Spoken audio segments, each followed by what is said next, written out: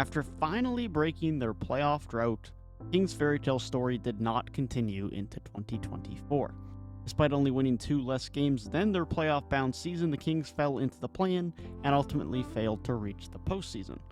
A 46-win season is still nothing to scoff at, but things do get interesting this offseason as they have the impending free agency of elite sixth man Malik Monk, and the extension of Domantas Sabonis kicks in this season. Point being, the Kings have a crucial offseason to keep themselves in the playoff picture. 2023-24 season of De'Aaron Fox is an interesting case study.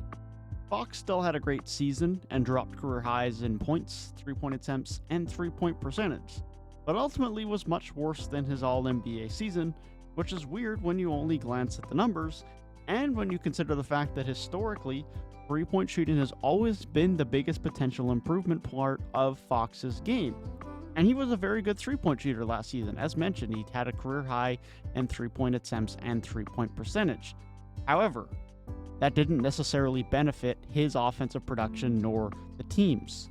Fox started to settle for a lot more threes and deep twos as opposed to using his elite speed to get to the rim or create great looks in the short mid-range. One of the most underrated part of Fox's game when he starts to operate in that 8 to 12 foot range and starts taking turnaround jumpers. So although it was still a very good season, and Fox became a more talented 3-point shooter, his tendencies ultimately hurt his overall impact. Domantas Sabonis had a very, very dominant season. We all know of the double-double streak, and although on limited volume, he had the most efficient 3-point shooting season of his career. With his new extension kicking in next season at $41.8 million, the Kings will need his elite production to continue, or they'll need to look elsewhere for a fresh look and potentially a more defensive one. Side note, Sabonis somehow got DPOY and all defensive votes. That guy, take his vote away, please. I love Sabonis, great player, but DPOY, come on.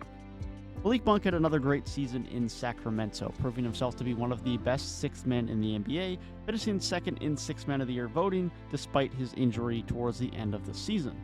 And that injury very much hurt the Kings during the play-in tournament and are very likely to be missing him next season as he enters free agency, which poses a great concern for this offseason for the Kings. Keegan Murray continues to be a great draft pick for Sacramento. The 3-point shooting was a bit more inconsistent this year than in year one, but there were some leaps in terms of self-creation, and Murray became a much improved wing defender. Ultimately, we know Murray is a good 3-point shooter. He showed that in the play-in tournament.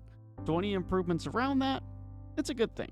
Kevin Huerter was arguably the biggest disappointment on the Kings last season. After a strong first year in Sacramento, whilst playing a big part in their historically elite offense, the 3-point shooting simply fell off a cliff and ultimately ended up having a season-ending injury. This was the worst 3-point shooting season of his career. Age-wise, he's only entering his prime now, so I would expect a bounce-back season. This shouldn't be a continued trend for Huerter. He's always been a good shooter. Harrison Barnes is another disappointing player for the Kings last year after having his worst statistical season since he left Golden State. Barnes at this point is just very mid. He's an okay defender, he's a decent 3-point shooter, he's a decent cutter, but the self-creation is very limited, especially at this point in time in his career. And at 32 years of age, the future for Harrison Barnes may be outside of Sacramento, or at least ideally off of their starting lineup. But getting that actually done, that's easier said than done.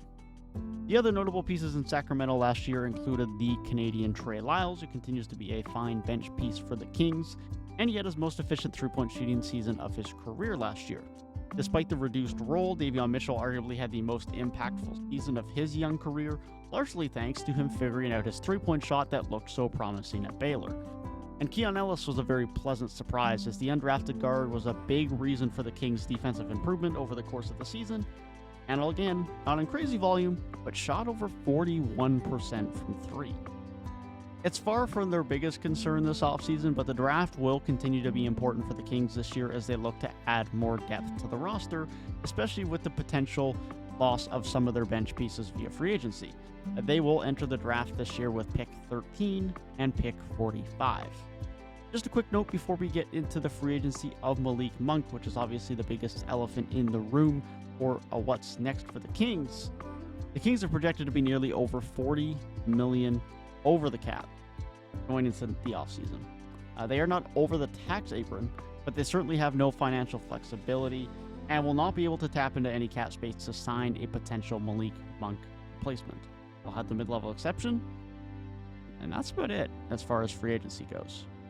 So let's talk about it. Free agency of Malik Monk is arguably the biggest part of the Kings offseason. You could argue Monk is the third most important player on the Kings, and he is certainly their only other shot creator aside from Fox, which makes him extremely valuable. He nearly won Sixth Man of the Year even with his injury, and they clearly missed him in the play-in. Thanks to his great play, which Sacramento have benefited from, it's now going to be an issue because he's going to get a bag, and it's dubious that the Kings will be able to hold on to him. Reason one is that Monk may just want to play elsewhere, but two, and even more importantly, with the Kings only having early bird rights and being over the salary cap, the most the Kings can offer Monk is 175% of his salary during the 2023-24 season, which gives them an annual salary of nearly $17 million, which isn't an insignificant fee. But after 2 great seasons in Sacramento, it's very likely another squad is willing to offer much more so, likely north of $20 million a year at the bare minimum, and deservedly so. So if Monk wants to chase the money, which he probably should, it could end up being the biggest contract of his career, then there's not really anything the Kings can do about it. In short, it's very unlikely that Malik Monk is back in Sacramento next season. A team like Orlando, they got cap space. They're going to give him more than $17 million a year if they are interested, which they probably will be. And so he's not coming back to Sacramento. So then the most important question is, once you face that reality, how do you go about replacing him? There's not many guys that are the quality of Malik Monk in the world that can be your sixth man. There's a reason he was second in voting last year. So ultimately, there's no ideal way to go about it, especially for a team that doesn't have the cap space, as we previously mentioned. Now, they could select a replacement in the draft with pick 13, but evidently there will be growing pains and concerns with that, and they would be nowhere near the immediate production of Malik Monk if they ever got to that level of production. Again, in free agency, the Kings have no cap space, so the best they could do is offer the mid-level exception. However, the players you will be able to sign at the mid-level exception will undoubtedly be much worse than Malik Monk. Such options that could fall in and around this price range would be Markelle Fultz, Talen Horton-Tucker, Monte Morris, or Anthony Melton. And evidently none of those options are ideal. Most of them are two-way guys. In the case of Anthony Melton, especially relying on the defensive end, they're valuable players. They're not Malik Monk replacements. Ultimately, the Kings are going to lose a crucial part of their offensive creation.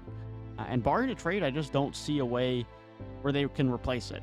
And there's just not much they can do about it. They're going to get worse from an offensive creation standpoint unless a drastic move is made. That's the unfortunate reality. Where a potential trade that could shake things up could come is through Harrison Barnes. It's clear last year was a bit of a down year in production for Barnes, which was encapsulated in frustration by his play during the play-in tournament. Now, Barnes is still a fine wing, but ideally at this point he's probably coming off your bench, or the alternative is to trade him to try and improve your team. Issue is, I don't think a trade exists around Harrison Barnes that actually improves your roster in a significant manner. A potential Barnes trade probably nets you a couple of second-round picks and some low-quality young players, such as this trade to the Jazz. If the Kings really wanted to get off his money, they could flip him to the Jazz or the Spurs, teams with cap space that would absorb his contract for the next couple of years and take on a veteran presence. But it's unlikely some great trade exists with Barnes. So he's probably back in Sacramento next year, and likely as a starter, unless a bigger trade gets made. Bigger trade, you may ask? Well, of course, it has to involve star center Domantas Sabonis, and I know this is a controversial topic.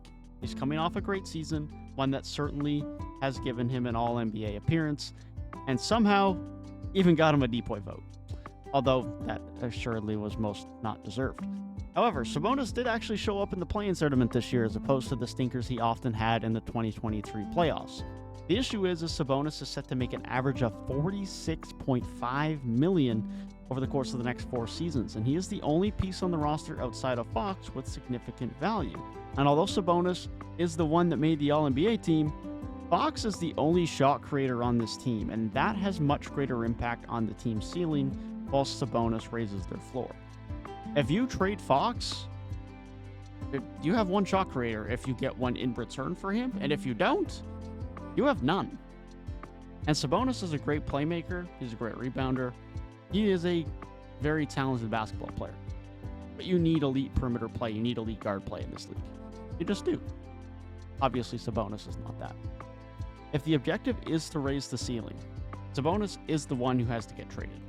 Now, if you want to raise the floor, keep Sabonis, or maybe even trade Fox and get some better pieces around Sabonis, whatever that looks like. But if you want to raise your ceiling and get to be back into the potential top 4 seeds in the West, then Sabonis is the guy who has to get moved. And whether that's to improve their defense, whether it's to diversify the talent of Sabonis into more depth, or to acquire a greater star, there's several directions one can go with the potential Sabonis trade. So I know, controversial, but let's explore some hypotheticals. One potential option is with the Pelicans for Brandon Ingram.